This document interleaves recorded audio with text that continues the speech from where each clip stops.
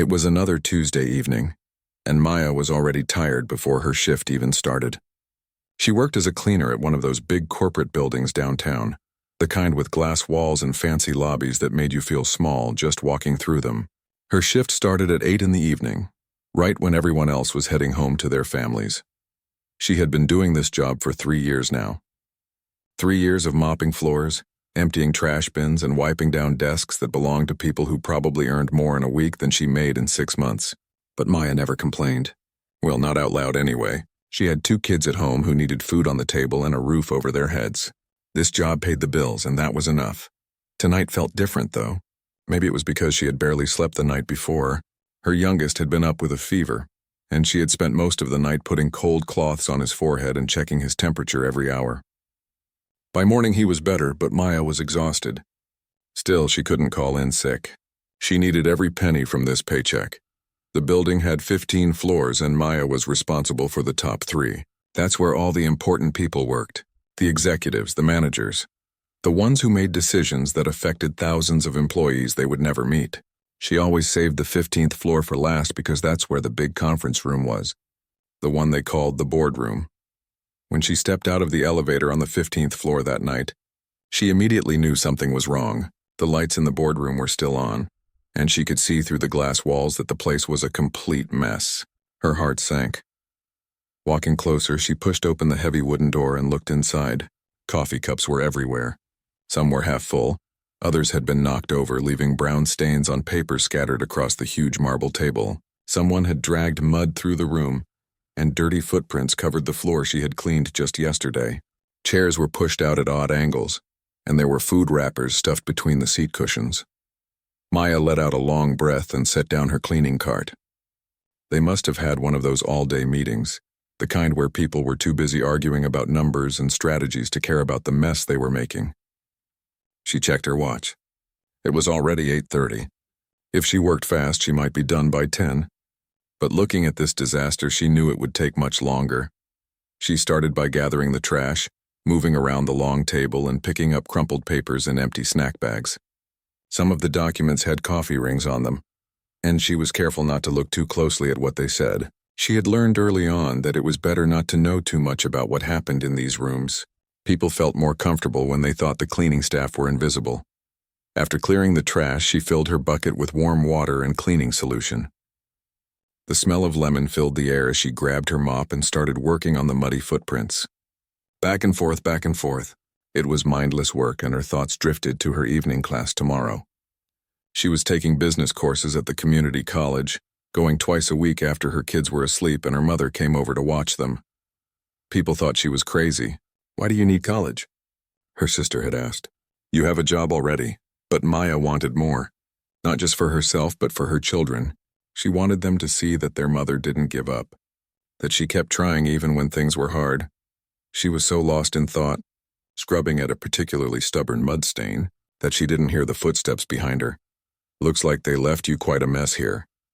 Maya jumped, nearly dropping her mop. She spun around to find a man standing in the doorway. He wasn't wearing a suit like most of the executives who worked on this floor.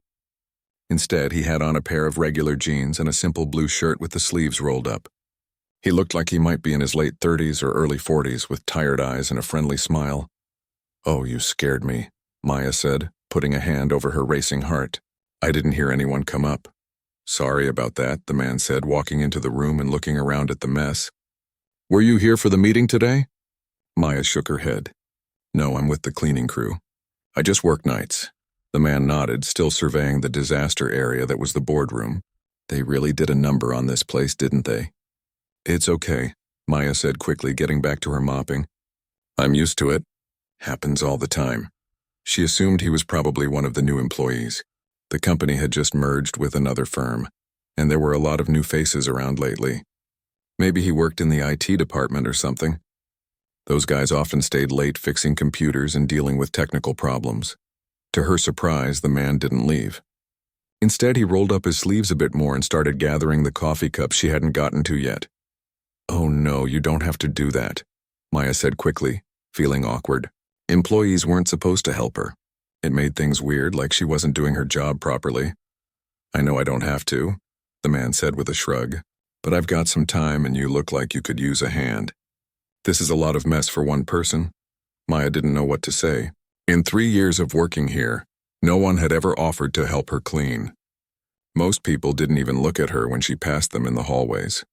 She was part of the building like the furniture or the water cooler, necessary but forgettable. Well, if you're sure, she said hesitantly, there are some cleaning wipes in my cart. The blue container. The man found the wipes and started tackling the conference table, wiping away coffee rings and sticky spots where someone had spilled soda. He worked efficiently like someone who had done this kind of work before. I'm David, by the way, he said as he worked. Maya, she replied, continuing to mop the floor. Are you new here? I don't think I've seen you around. Yeah, pretty new, David said, which wasn't exactly a lie but wasn't the whole truth either. Still learning my way around. What about you? How long have you been working here? 3 years now, Maya said. Started right after my second child was born. Needed something with evening hours so I could be with my kids during the day. That must be tough, David said, and Maya was surprised by how genuine he sounded. Most people just nodded and changed the subject when she mentioned her kids. It is sometimes, she admitted. But you do what you have to do, you know? They fell into a comfortable rhythm, working side by side in the big empty boardroom. The silence wasn't awkward. It felt natural, like two people simply sharing a task that needed to be done. Outside the floor-to-ceiling windows, the city lights twinkled in the darkness. Maya had cleaned in this room hundreds of times, but she rarely took a moment to appreciate the view. Tonight, with someone else there, she allowed herself to glance out at the skyline. Beautiful, isn't it? David said, noticing where she was looking. Yeah, Maya agreed softly.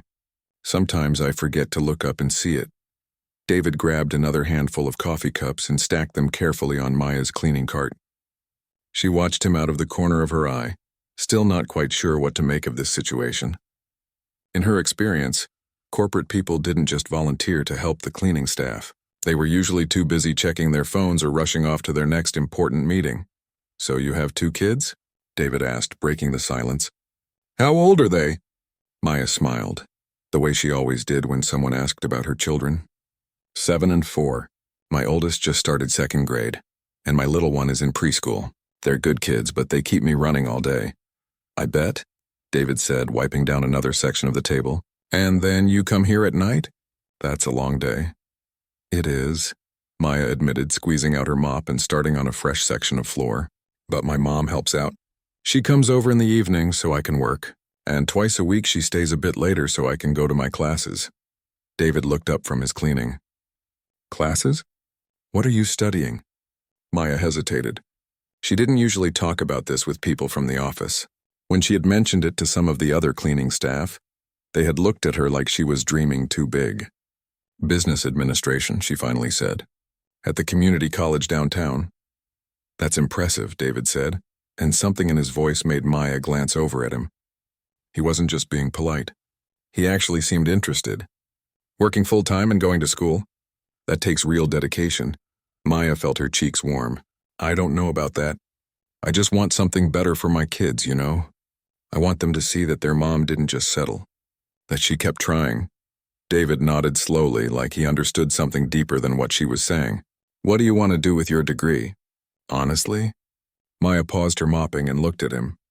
I'm not even sure yet. Maybe work in an office somewhere, doing something with numbers or planning. I'm good at organizing things, figuring out systems. Right now, I just know I want to do something that uses my brain more, not just my hands. Nothing wrong with working with your hands, David said quietly. Some of the smartest people I know do physical work, but I get what you mean. You want to grow, try something new. Exactly, Maya said, relieved that he understood. My sister thinks I'm wasting my time. She says I should just be happy I have a steady job. And I am happy, I'm grateful. But is it wrong to want more? David shook his head firmly. Not at all. Anyone who tells you to stop learning or stop trying to grow doesn't have your best interests at heart, even if they mean well. They worked in silence for a few minutes and Maya found herself relaxing. There was something easy about David, something that made her feel like she didn't have to pretend or put on a face.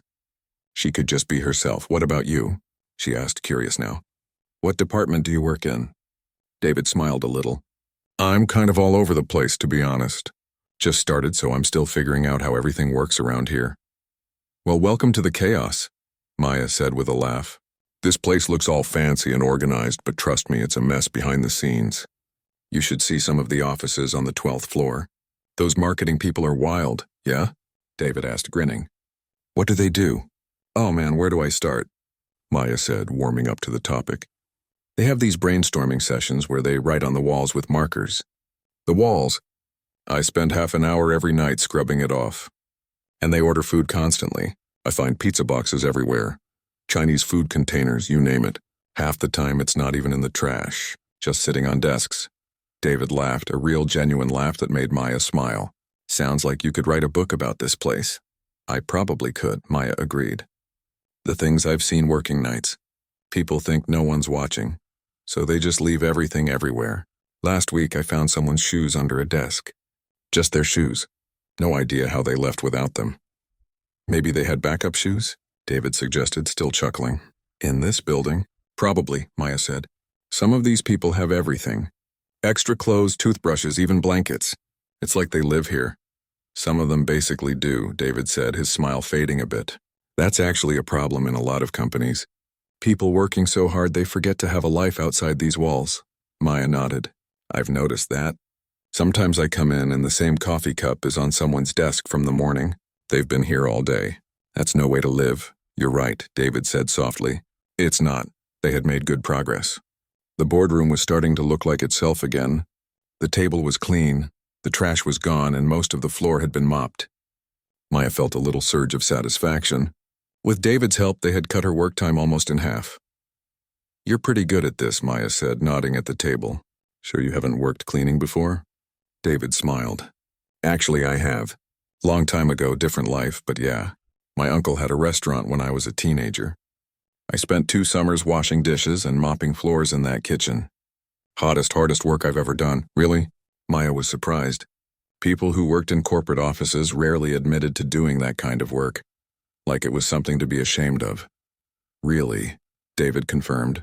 My uncle used to say that you learn more about someone in a kitchen than in a boardroom. He said if you want to know who someone really is, watch how they treat the dishwasher. Maya felt a lump form in her throat. Your uncle sounds like a wise man. He was, David said, and Maya caught the past tense. He passed away a few years ago, but I think about his lessons all the time. He taught me that every job matters, that there's no such thing as small work, only small thinking. I like that, Maya said quietly. Small thinking. Yeah, I've met a lot of people with small thinking. Haven't we all, David agreed. He glanced at his watch. Wow, we really made quick work of this. What else do you have to do tonight? Maya mentally ran through her checklist. I need to do the executive offices down the hall, vacuum the conference rooms on 14 and empty all the trash bins on these 3 floors.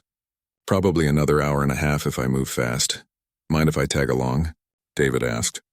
I'm not in a hurry to get anywhere. Maya blinked. You want to help me clean offices? Why not? David shrugged. Good conversation, honest work.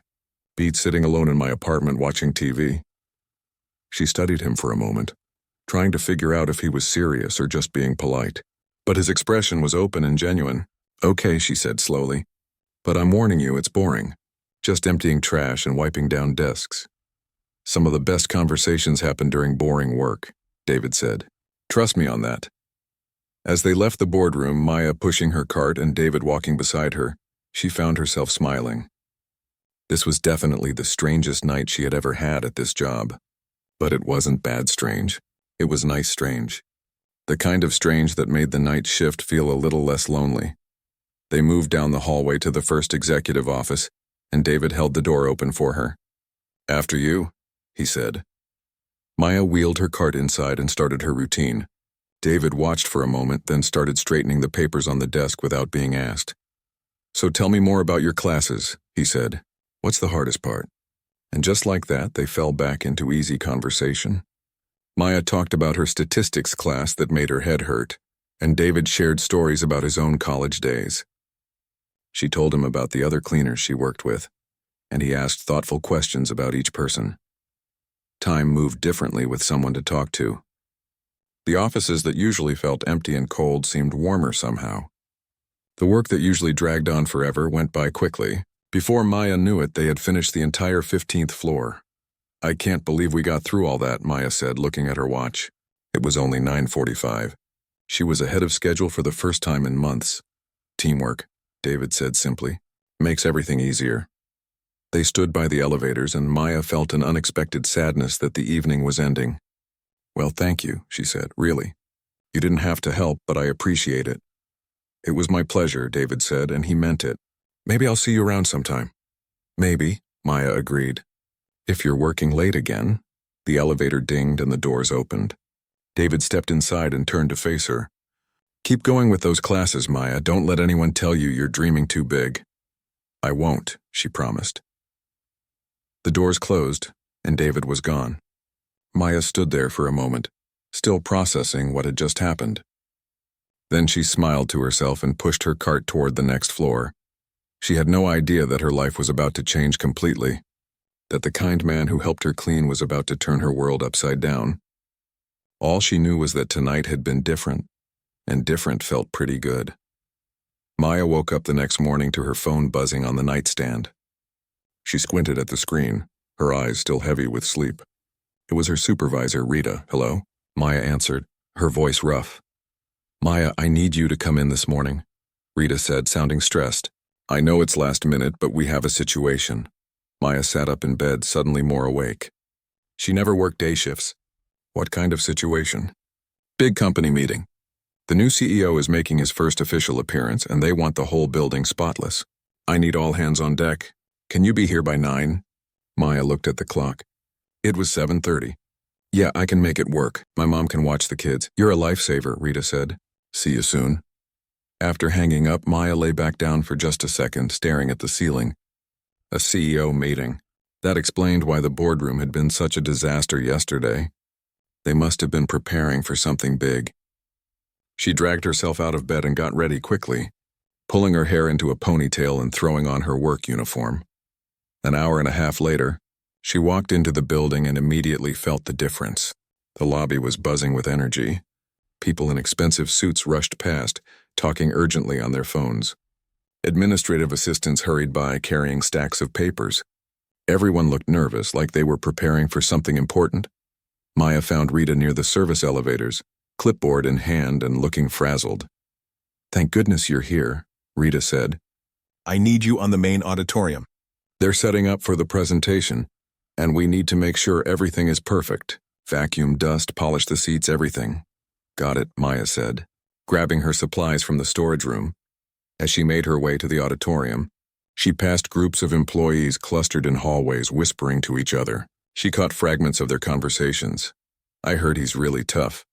My friend at the other company said he cleaned house when he took over there." "Do you think there will be layoffs?" Maya felt a knot form in her stomach. She had heard about the merger, of course. Everyone had. A bigger company had bought out the firm, and now there was a new person in charge. Change always made people nervous, and nervous people meant nervous energy throughout the whole building. The auditorium was massive, with rows and rows of seats that could hold at least 500 people. Maya got to work starting at the back and making her way forward. As she vacuumed and wiped down seats, more workers came in to set up the stage. They assembled a podium, tested microphones, and adjusted lighting. She was halfway through the rows when she heard someone call her name. "Maya." She looked up to see Rita waving at her from the entrance. "When you're done here, can you help set up the refreshment table in the lobby? We're running behind." "Sure thing," Maya called back. By 11 o'clock, the auditorium was ready. Maya stood at the back, surveying her work with satisfaction. The place looked good. Every seat was clean, the aisles were spotless, and even the stage floor gleamed under the lights. She was heading out to help with the refreshments when she nearly collided with a group of junior executives rushing past her.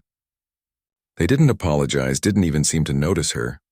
She pressed herself against the wall to let them pass, invisible as always.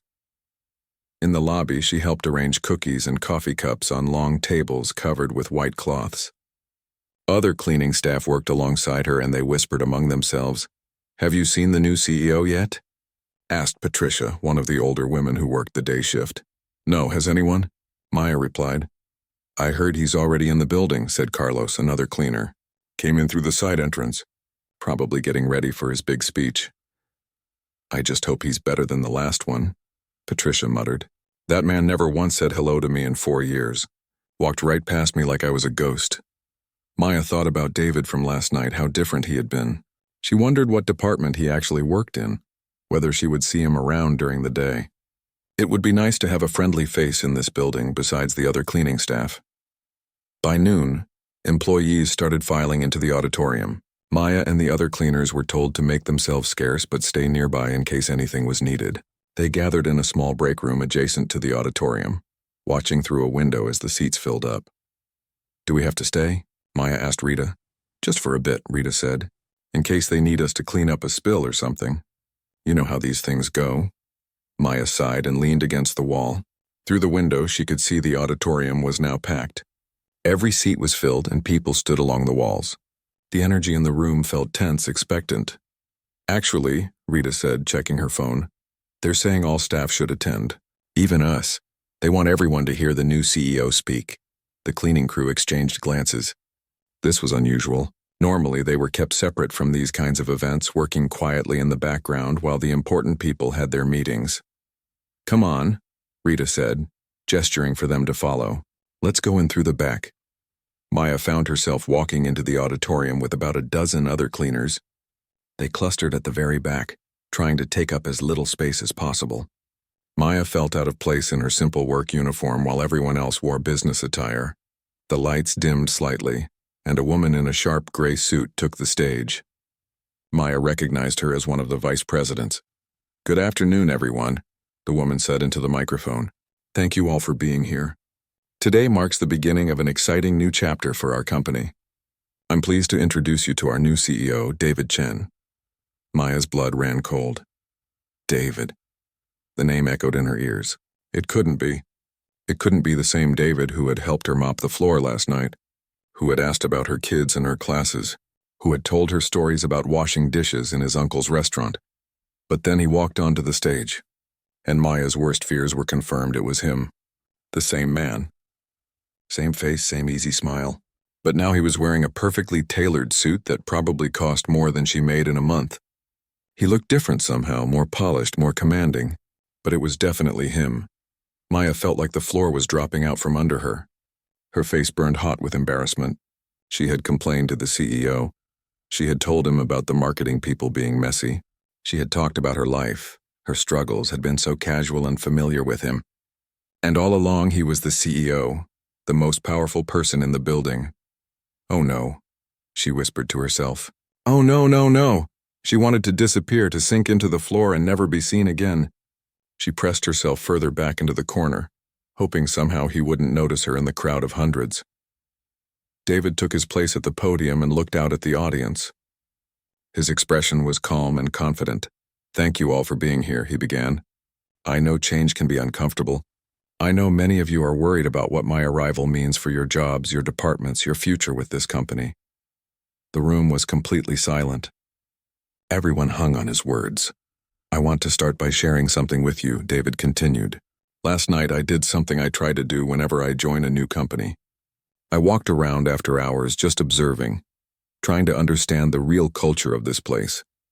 Not the culture we put in our mission statements or on our website, but the real, day-to-day culture. Maya's heart was pounding so hard she thought everyone around her must be able to hear it. And I met someone, David said, his eyes scanning the crowd. Someone who taught me something important about this company and about what we need to focus on moving forward. Please don't, Maya thought desperately. Please don't say my name. Her name is Maya Rodriguez, David said, and Maya felt her legs go weak. And she works on our night cleaning crew. Every single head in the auditorium turned, searching for her. Maya wanted to run, but her feet wouldn't move. She stood frozen as hundreds of eyes tried to find her. Maya didn't know who I was last night, David continued. She just saw someone willing to help with a mess. And in our conversation, she told me about her life. About working full-time while raising 2 children. About going to school at night to get her business degree. About wanting something more, not just for herself, but for her kids. Maya's face was burning. She could feel Patricia staring at her, and Carlos and everyone else nearby. Her hands were shaking. Maya, are you here? David asked, shading his eyes against the stage lights to look out at the crowd. Rita grabbed Maya's arm. Go on, she whispered. He's calling for you. I can't, Maya whispered back. You have to, Rita insisted. Somehow Maya's feet started moving. She walked down the side aisle, every step feeling like it took forever. Hundreds of faces watched her. Some looked curious, others confused, and a few looked almost annoyed that a cleaner was taking up time at such an important meeting. She reached the front and stood there, unsure what to do. David smiled at her, that same warm smile from last night, and suddenly she didn't feel quite so terrified.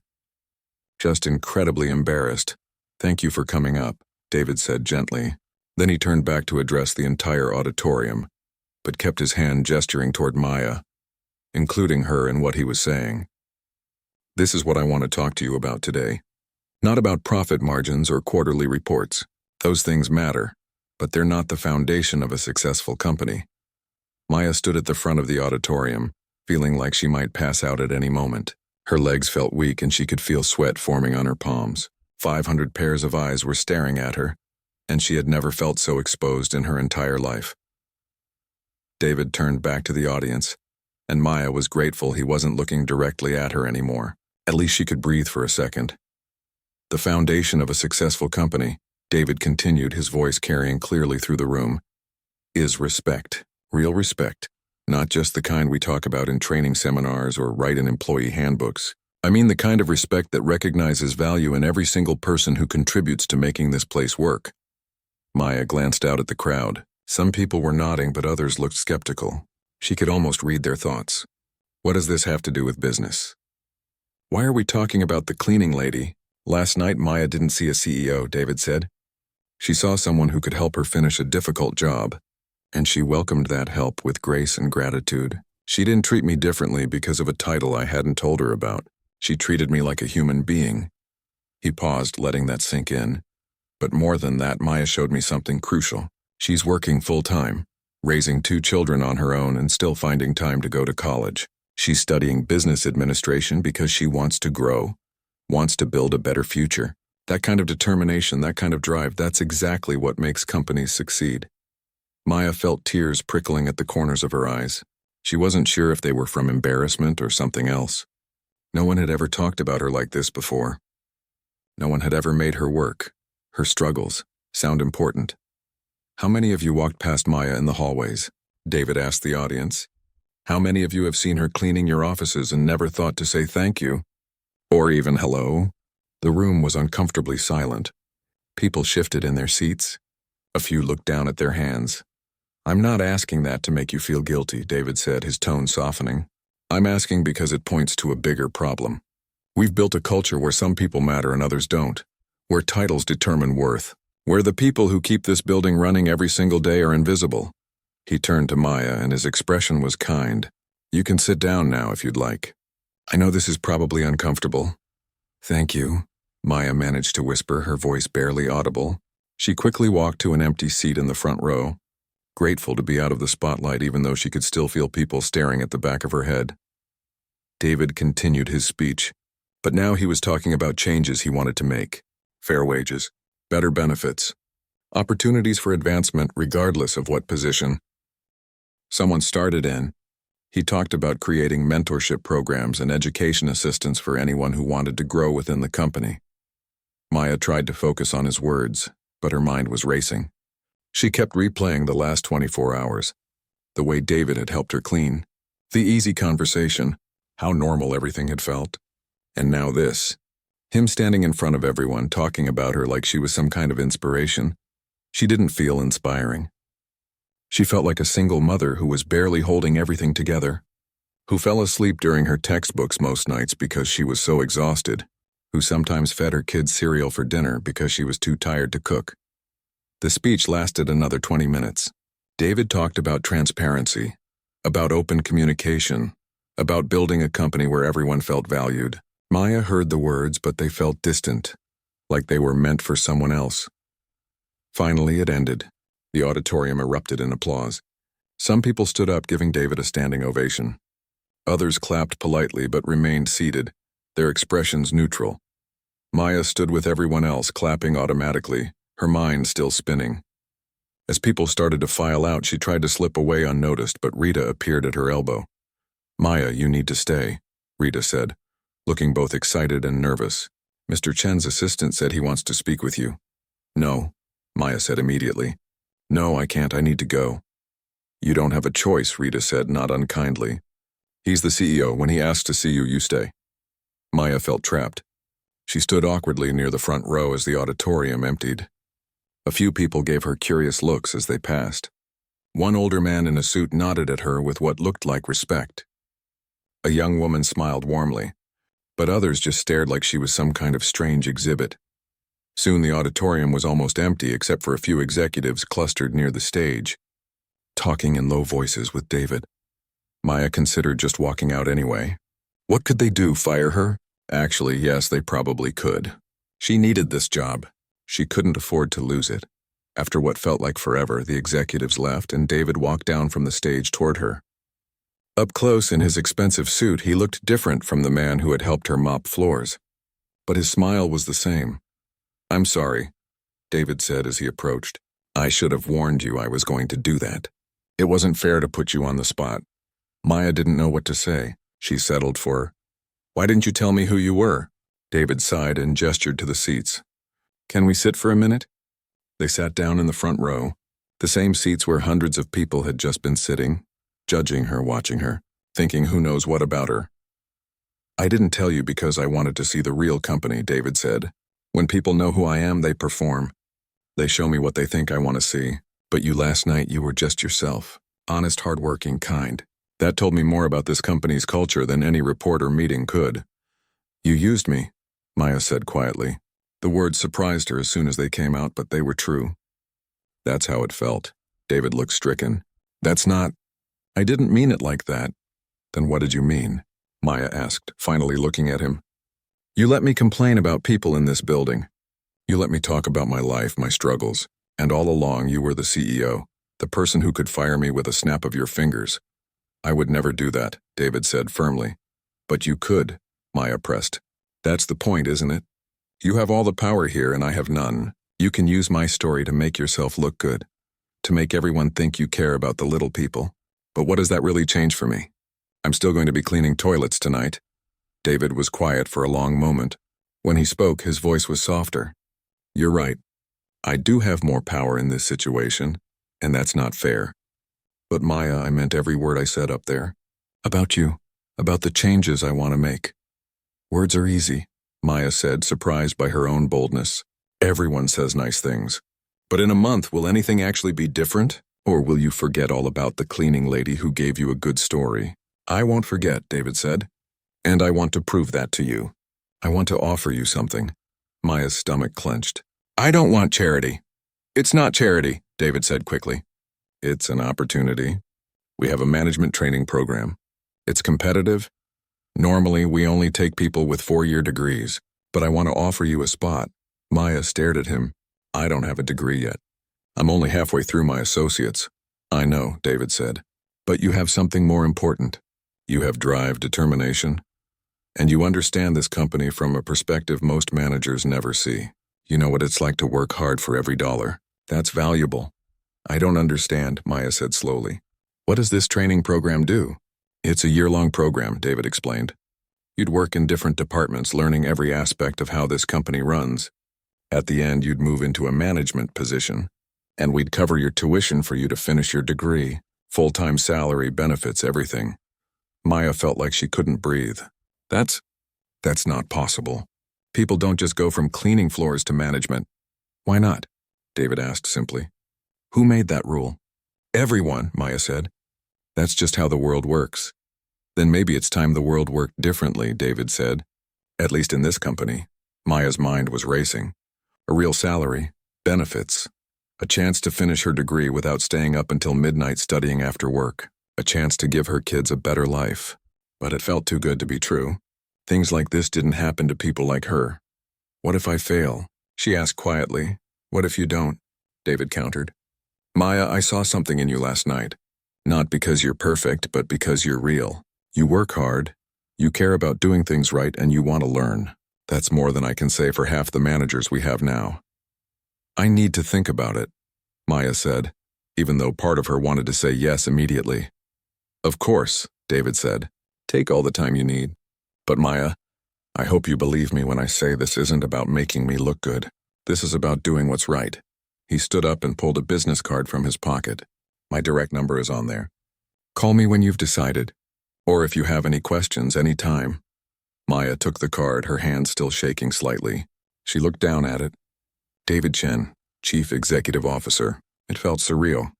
Thank you, she managed to say, for the opportunity. Even if I don't take it, thank you for seeing me. You were never invisible, David said gently. I just made sure everyone else could see you too. After he left, Maya sat alone in the empty auditorium for a long time, holding that business card and trying to figure out if her life had just changed forever, or if this was all some dream she'd wake up from tomorrow. Maya sat at her kitchen table that night staring at David's business card. Her kids were finally asleep after an hour of bedtime stories and requests for water. The apartment was quiet except for the hum of the refrigerator and the distant sound of traffic outside. Her mother sat across from her, drinking tea and waiting patiently.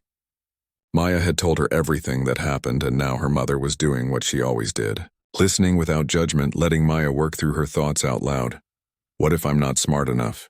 Maya said, voicing the fear that had been gnawing at her all day. These people went to fancy universities.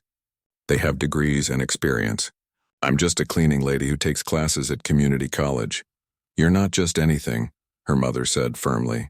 You're a woman who works 2 jobs, raises 2 beautiful children, and still finds time to study. Don't shrink yourself down because other people had an easier path.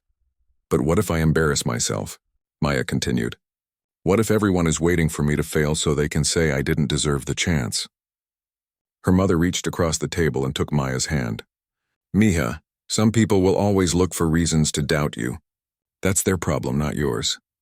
The question is, do you want this? Maya thought about it.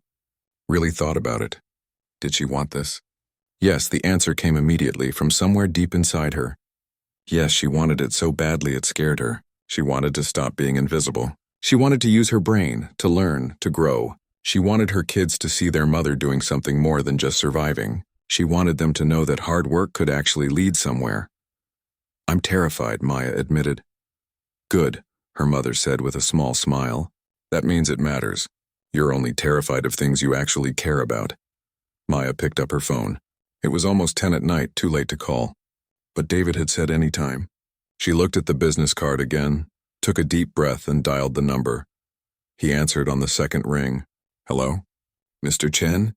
It's Maya Rodriguez. I'm sorry for calling so late. Maya, hello? And please call me David. Is everything okay? Yes, I wanted to tell you that I accept. The training program. I want to do it. There was a pause and then she could hear the smile in his voice. That's wonderful news. I'm really glad, Maya, you won't regret this. I hope not, Maya said with a nervous laugh. When do I start? How about Monday? That gives you a few days to sort things out. We'll start you in the operations department. Give you a feel for how everything connects. They talked for a few more minutes about logistics, paperwork, what she should bring. When Maya hung up, her hands were shaking again, but this time it was from excitement mixed with fear. Her mother was beaming at her. I'm proud of you, her mother said. Your father would be proud too. Maya felt tears spring to her eyes at the mention of her father. He had passed away when she was 19, before he could see her graduate high school, before her kids were born. You think so? I know so, her mother said. He always said you were meant for more. The weekend passed in a blur. Maya told her kids about the new job in simple terms they could understand. Her 7-year-old asked if she'd still tuck him in at night. Her 4-year-old asked if she'd be rich now. Maya laughed and assured them both that some things wouldn't change. She'd still be their mom, still be there for them. She told Rita on Saturday, calling her to explain she wouldn't be coming back to the cleaning crew. Rita was quiet for a moment, then said, I knew you wouldn't be with us forever. You're meant for bigger things, Maya. Go show them what you're made of. When Monday morning came, Maya stood in front of her closet feeling lost. She didn't own business clothes. She had her work uniform, jeans, t-shirts, and one dress she wore to church. Finally, she settled on black pants and a simple blue blouse. It would have to do. Her mother came over early to take the kids to school. You look beautiful, she said, adjusting Maya's collar. Professional and smart. I look like I'm pretending to be something I'm not, Maya said, staring at herself in the mirror. You look like someone taking the first step toward something new, her mother corrected. Now go. You don't want to be late on your first day. Maya arrived at the building at 8:30, her stomach in knots. The security guard at the front desk did a double take when she walked in. Maya, you're here early. Night shift doesn't start until 8. I'm not on the night shift anymore, Maya said, trying to sound confident. I'm starting in the management training program. The guard's eyebrows shot up. Really? Well, good for you. Congratulations. She took the elevator to the 5th floor where the operations department was located. A young woman with a friendly smile met her in the lobby. Maya Rodriguez? I'm Jennifer. I'll be showing you around today. Welcome to operations. The first week was overwhelming. Maya sat in meetings where people talked about supply chains and logistics and efficiency metrics. She tried to follow along, taking notes furiously, but half the time she wasn't sure she understood what they were discussing. She ate lunch alone the first few days, feeling out of place in the cafeteria surrounded by people in expensive suits talking about their weekend plans. But slowly, things started to click. The concepts that seemed foreign at first began to make sense. She realized that operations was just about making sure everything flowed smoothly, that products got where they needed to be on time. It was like organizing a house just on a much bigger scale, and she was good at organizing. That had been her strength as a cleaner, figuring out the most efficient way to move through a building, which tasks to do and what order to save time. By the second week, she started speaking up in meetings. Just small comments at first, but people listened. She suggested a change to the night delivery schedule, based on her experience working those hours. The operations manager actually implemented it, and it saved the company money. David checked in with her every Friday, sometimes just a quick email asking how things were going. Once, he stopped by her desk to say hello. Maya noticed that people treated her differently when the CEO clearly had an interest in her success. Some were friendlier. Others seemed resentful. She tried not to let either response affect her. 3 months in, she was assigned to work with the facilities management team. She spent 2 weeks learning about building maintenance, vendor contracts, and staff management. The current facilities manager was a stern man named Robert, who made it clear he didn't think much of the training program.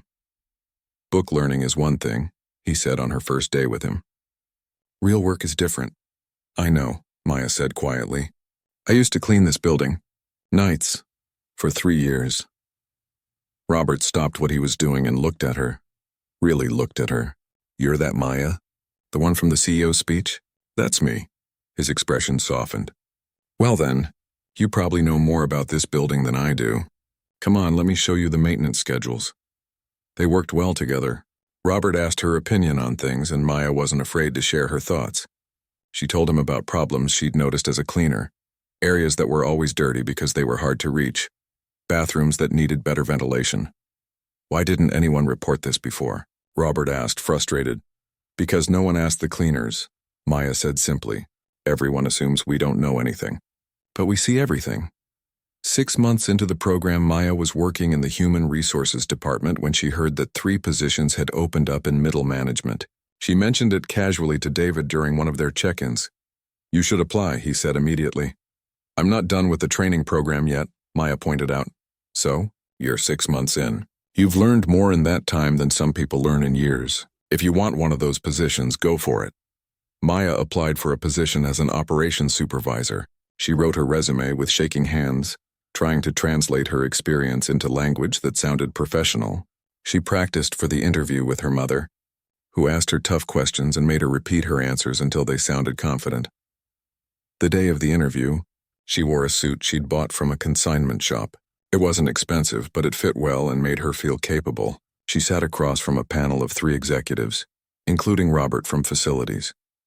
They asked her about her experience, about how she'd handled different situations. Maya answered honestly, drawing on everything she'd learned in the training program and everything she'd observed during her years as a cleaner.